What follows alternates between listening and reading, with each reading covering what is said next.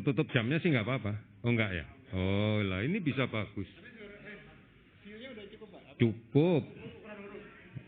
Ya dimaksimalkan yang ada cukup kok. Nanti kalau nggak kebaca Pak Ari suruh baca.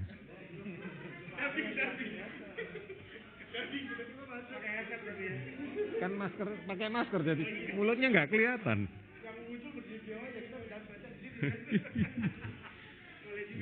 Iya.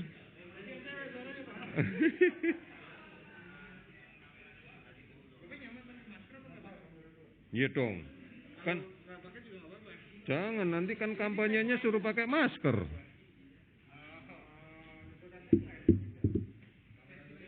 Boleh sih nggak pakai masker tapi saya ngadepnya ke sini. Saya ngomongnya ngadep ke sini.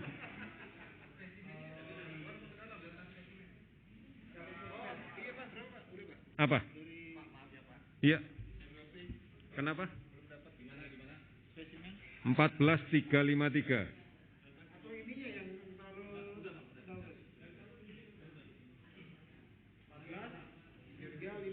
Iya.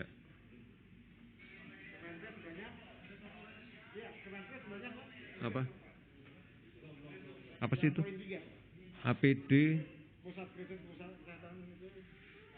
APD itu sudah terkirim 392.700 sudah ada sih. Dari pusat krisis. Ya.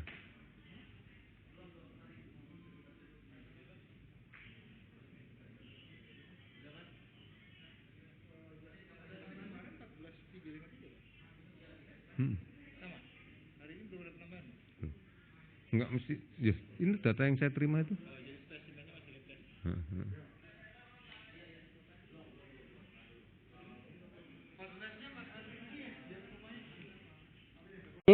Bagaimana kalau seandainya melakukan kegiatan di luar rumah ataupun beraktivitas harus mengenakan masker, saudara.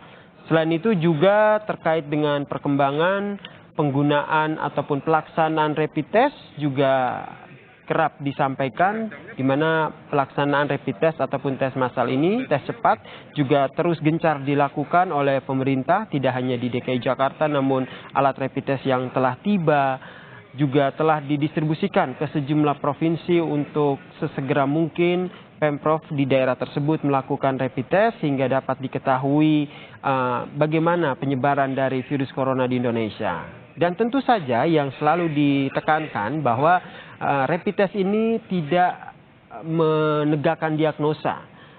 Ketika seseorang dinyatakan positif COVID-19 melalui rapid test, yang bersangkutan harus melakukan pemeriksaan lanjutan seperti swab gitu, pemeriksaan lebih detail untuk mengetahui apakah betul-betul yang bersangkutan positif COVID-19 atau positif terdampak virus corona atau tidak, saudara. Kita masih menunggu bagaimana pernyataan yang nantinya akan disampaikan oleh Ahmad Yuryanto selaku juru bicara pemerintah untuk penanganan COVID-19 di Indonesia, saudara. Saudara-saudara, selamat sore. Pada kesempatan ini kami akan menginformasikan beberapa hal terkait dengan upaya kita bersama untuk memerangi COVID-19 yang sekarang menjadi pandemi di seluruh dunia. Secara mendasar, pemerintah telah menyusun strategi untuk pemberantasan COVID-19 ini. Di antaranya, yang paling mendasar adalah mencegah terjadinya penularan baru di tengah-tengah masyarakat. Oleh karena itu, maka sejak awal, physical distancing menjadi kunci sukses di dalam pelaksanaan pengendalian penularan COVID-19 ini. Saat ini dirasa perlu oleh pemerintah untuk kemudian memperkuat physical distancing ini, karena dalam beberapa hari terakhir kita masih mendapatkan ketidakefektifan pelaksanaan ini akibat disiplin yang masih belum kita bangun bersama-sama di tengah masyarakat. Oleh karena itu, pemerintah kemudian memberikan kesempatan kepada pemerintah daerah untuk mengajukan pembatasan sosial berskala besar di dalam kaitan untuk meningkatkan efektivitas physical distancing. Tujuan dari pembatasan sosial bukan dimaknai melarang, tapi membatasi. Karena kita sama-sama pahami faktor pembawa penyakit ini adalah manusia. Oleh karena itu, sebaran penyakit ini akan sejalan dengan aktivitas sosial manusia itu sendiri. Oleh karena itu, perlu untuk kita batasi. Mengapa dibatasi? Karena kita yakini banyak kasus positif tanpa gejala. Kasus positif COVID-19 dengan gejala yang minimal, sehingga secara subjektif dirasakan tidak ada gejala yang masih berada di tengah-tengah kita. Dan kemudian masih banyak kelompok masyarakat yang rentan, yang mengabaikan physical distancing, mengabaikan untuk menjaga jarak, mengabaikan untuk tidak rajin mencuci tangan, sehingga akibatnya adalah penularan yang terus-menerus terjadi.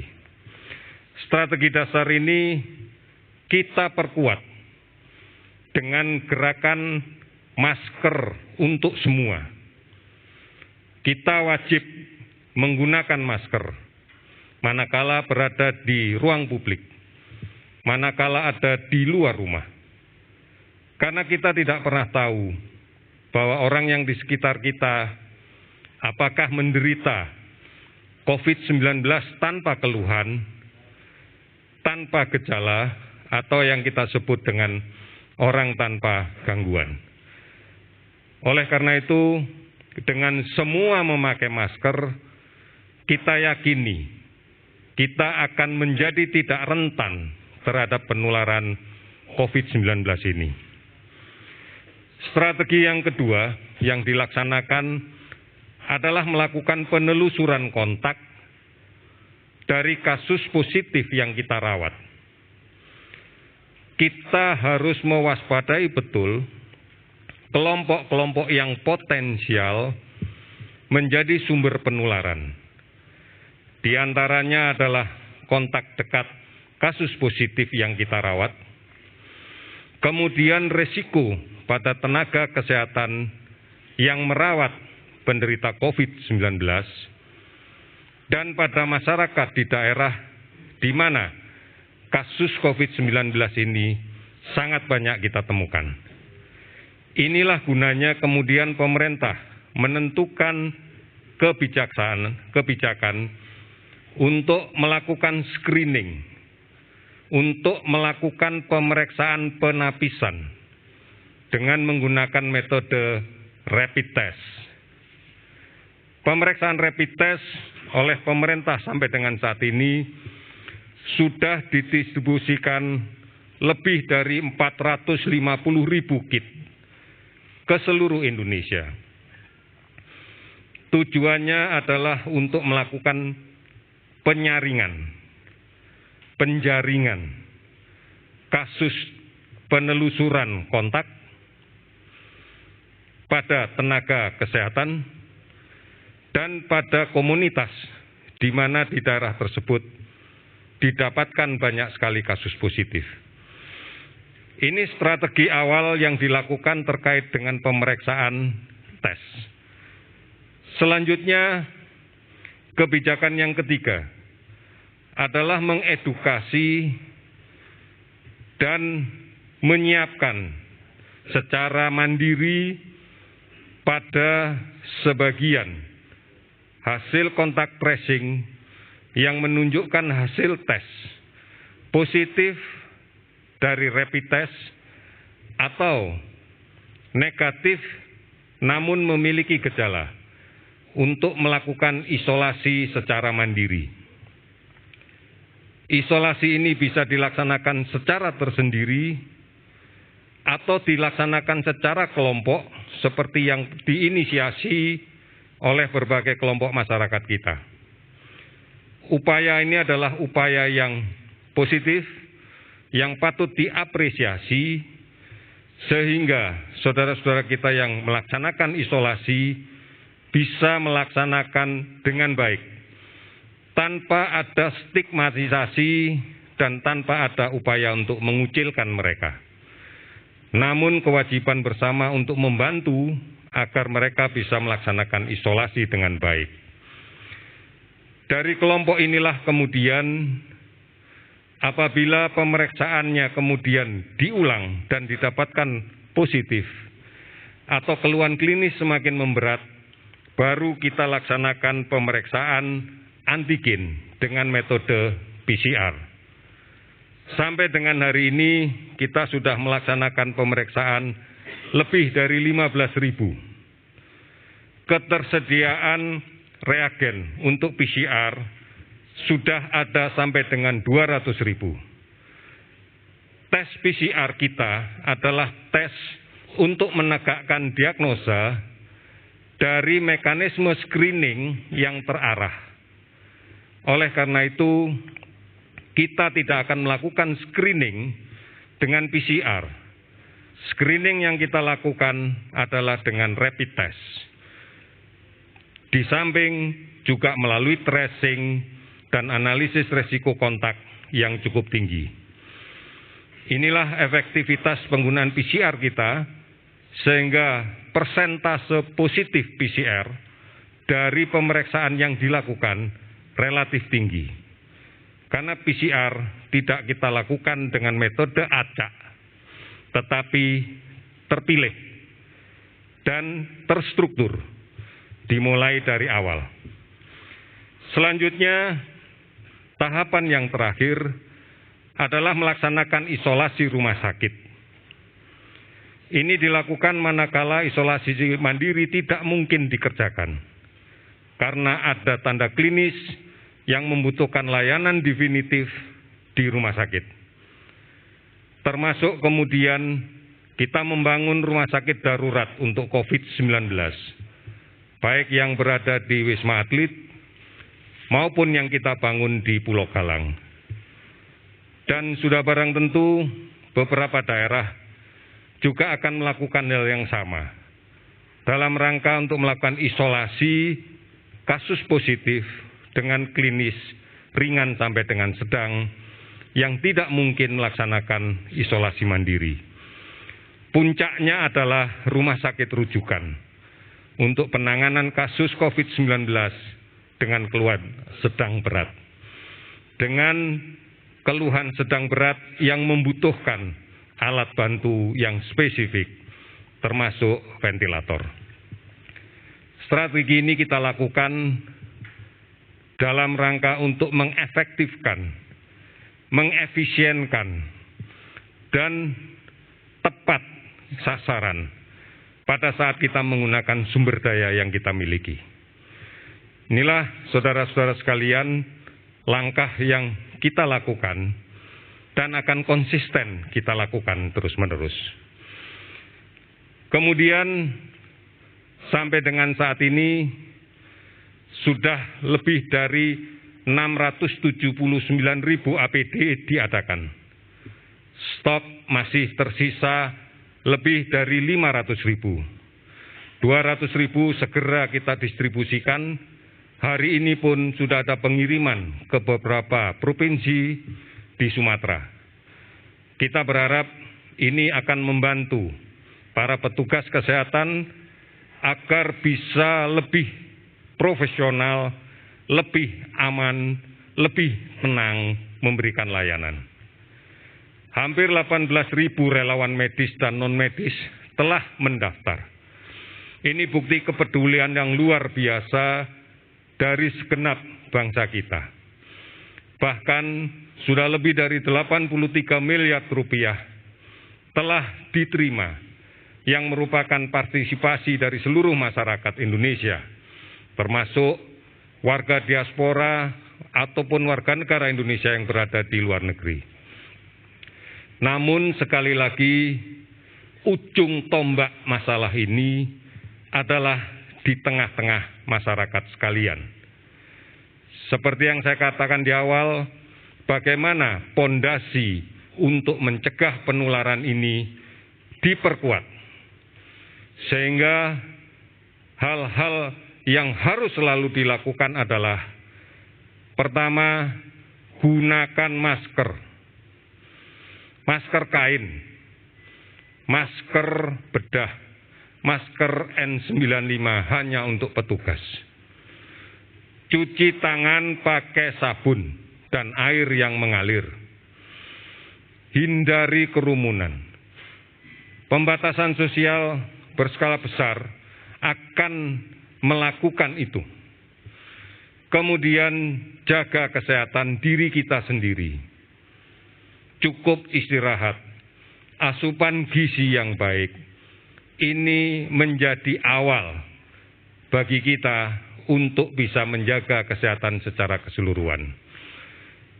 Jangan melakukan perjalanan kemanapun. Keluar rumah hanya apabila diperlukan. Selebihnya lebih baik berada di rumah. Banyak yang bisa dilakukan. Kami mengingatkan saat ini adalah periode pancaroba yang secara klasik ada gambaran peningkatan kasus demam berdarah di daerah. Oleh karena itu mari kita cegah. Tetap di rumah, berantas sarang nyamuk. Ini menjadi sesuatu yang penting.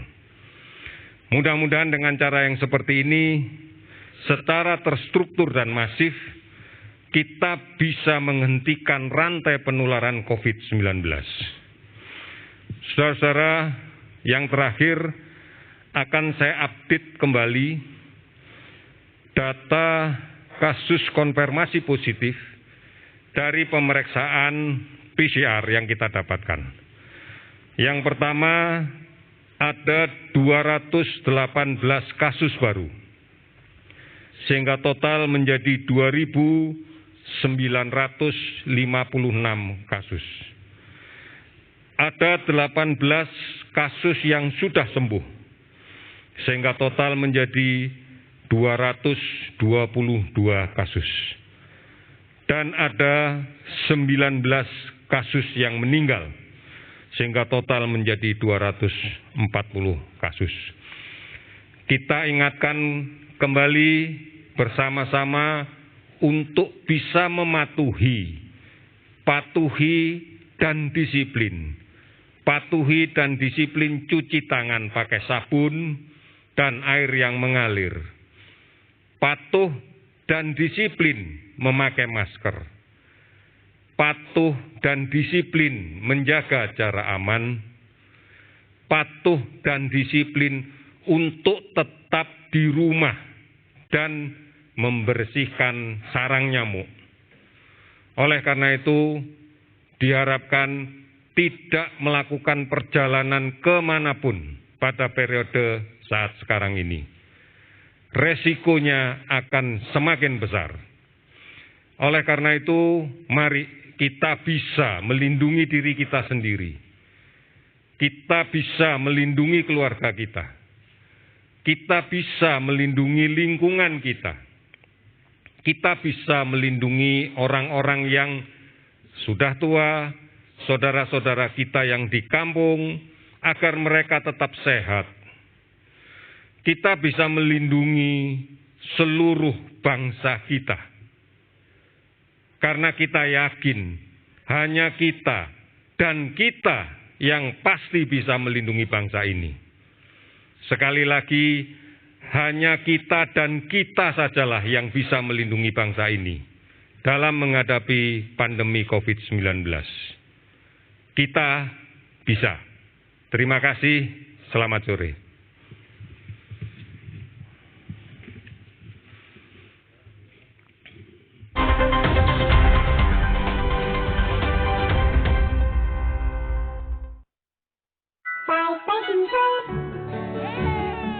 Bye Bye Fever dengan teknologi hidrogel Jepang dan daya lekat lebih kuat. Terpercaya cepat redakan demam, sakit gigi, juga efek cuaca panas. Biar tenang, tarik nafas. Nyamanin aja dulu.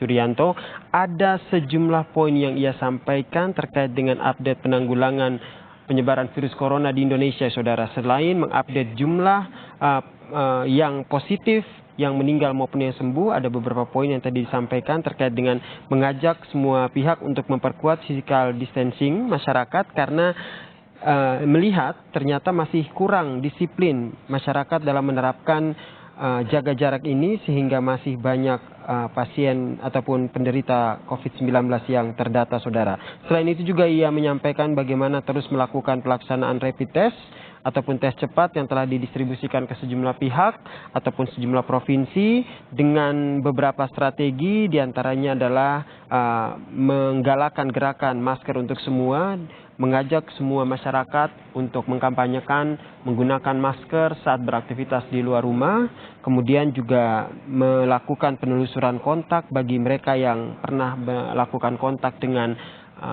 positif corona atau positif COVID-19, kemudian edukasi dan juga menghimbau agar masyarakat ini bisa melakukan karantina secara mandiri jika memiliki indikasi terpapar virus corona, saudara. Namun jika karantina mandiri ini tidak bisa dilakukan ataupun ada gejala-gejala klinis yang harus mendapatkan penanganan dari rumah sakit, barulah mereka yang terpapar virus corona ini dipersilakan untuk melakukan perawatan di rumah sakit rujukan untuk penanganan COVID-19 di Indonesia, saudara.